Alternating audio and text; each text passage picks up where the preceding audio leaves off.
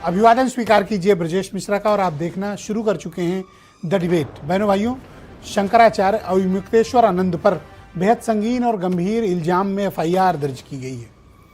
दरअसल जब से माघ मेले में संगम स्नान के दौरान ये विवाद शुरू हुआ, तब ये बहुत ही भद्दी शक्ल अख्तियार करता जा रहा है और इस मामले पर जिस तरह के आरोप प्रत्यारोप, एफआईआर, जांच और जिस तरह का रुख है पुलिस का और जिस तरह जांच चल रही है, वो तमाम सवाल भी खड़े करती है।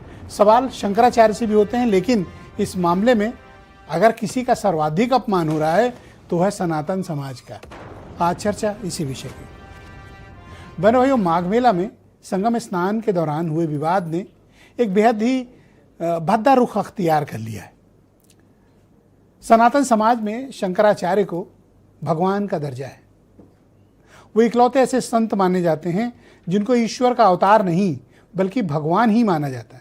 उनको भगवान शंकराचार्य कहा जाता है।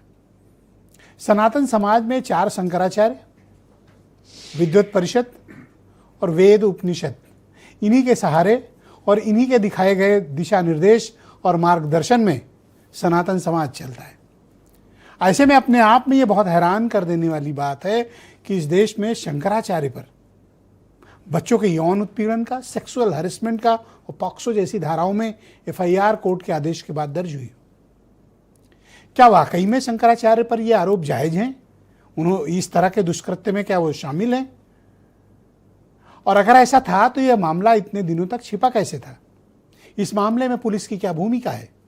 और पुलिस के पास जब ये पहली बार शिकायत पहुंची थी तो पुलिस ने एफआईआर क्यों नहीं की थी? पुलिस ने कोर्ट के आदेश का इंतजार क्यों किया? और यह मामला संगम स्नान के दौरान हुए विवाद के बाद ही क्यों नजर आया? इसके कई पहलू हैं, लेकिन बहनों भाइयों, मैं इसके इतर की बात करता हूं। इसमें सर्वाधिक पीड़ित पक्ष न तो शंकराचार्य हैं और न वो प्रभावित पक्ष और न इसमें कोई अक्यूज्ड है। उससे भी इतर अगर इसमें सब सर्वाधिक पीड़ित पक्ष है तो है सनातन समाज, हिंदू समाज, जिसकी आस्था डगमगा गई है, जिसकी सभ्यता पर सवाल उठे हैं और सनातन परंपरा पर एक गंभीर इल्जाम आया है। यह इल्जाम किसी शंकराचार्य पर नहीं है, यह इल्जाम भारत की सनातन समाज पर है। और वो भी तब जब सनातन को जोड़ने, उसको मजबूत करने, उसको पुष्पित करने, उसको पल्लवित करने और उसे आगे बढ़ाने के तमाम दावे किए जा रहे हैं। इसमें अगर किसी को सर्वाधिक बदनामी का सामना करना पड़ रहा है तो हिंदू समाज और सनातन समाज का है।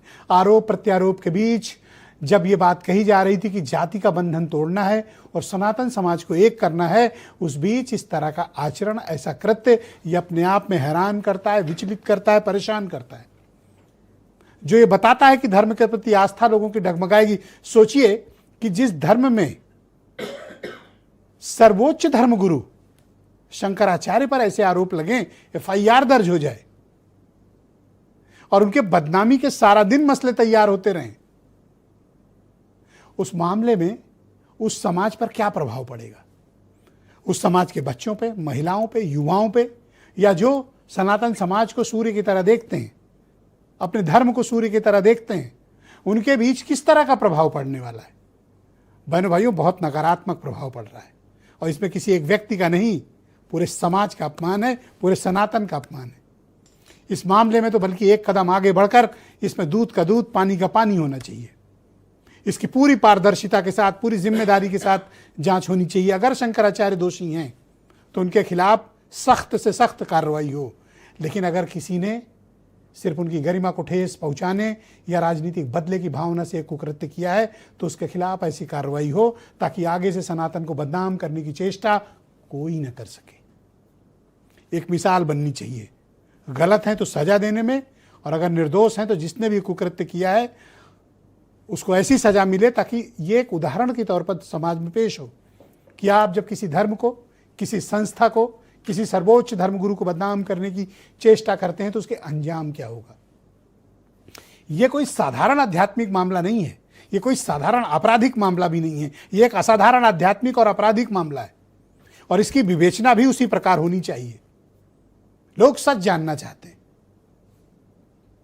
लोगों के मन में तरह तरह के सवाल हैं और उन सवालों का जवाब पुलिस विभाग को देना पड़ेगा अपनी जांच के जरिए।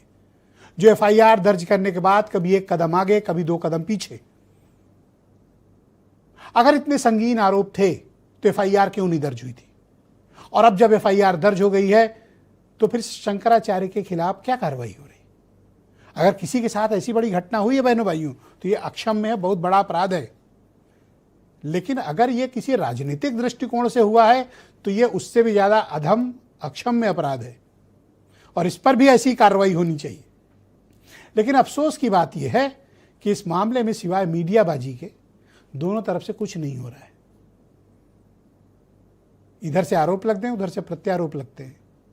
पुलिस आराम से बैठी हुई है, कभी एक सिपाही भेजेगी, कभी एक दरोगा भेजेगी, कभी रात में एफआईआर लिख लेगी और कभी एफआईआर लिखने को तैयार भी नहीं थी। तो इस मामले का पटाक्षेप बहुत जरूरी है।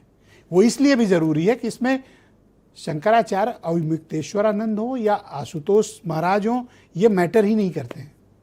मैटर करता है सनातन धर्म, सनातन समाज, जिसकी आस्था पर बहनों भाइयों बेहद गंभीर चोट पहुंची है, जिसमें इस घटना ने उसकी पूरी आस्था को निचोड़ दिया है, हिला दिया है।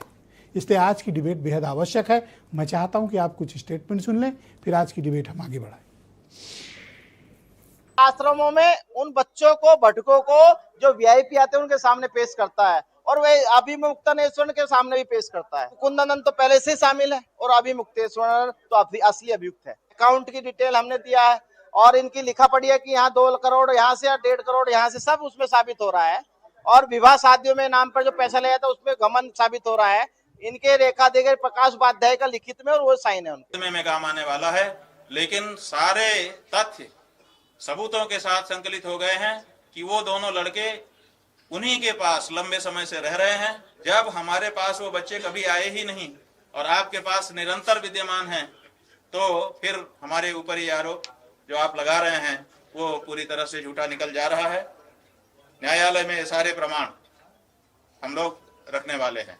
शंकराचार्य का सम्मान बचाने की जरूरत और बीजेपी का चरित्र करेक्टर आपने देखा है। आवाज बंद करने के लिए उन्होंने कानूनी कोई मदद लेनी पड़ेगी, तो कानूनी मदद के लिए अधिकारियों के माध्यम से न जाने क्या क्या कराएंगे। वो आध्यात्म का स्थान है, हमारी त्रिवेणी है, वो वहां पे पूज्य शंकराचार्य जी को स्नान क्यों नहीं करने दिया?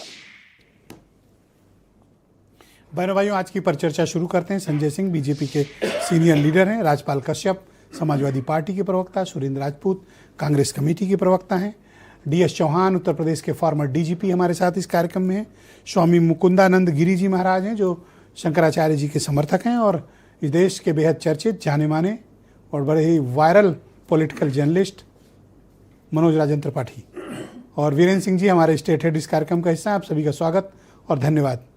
संजय सिंह जी।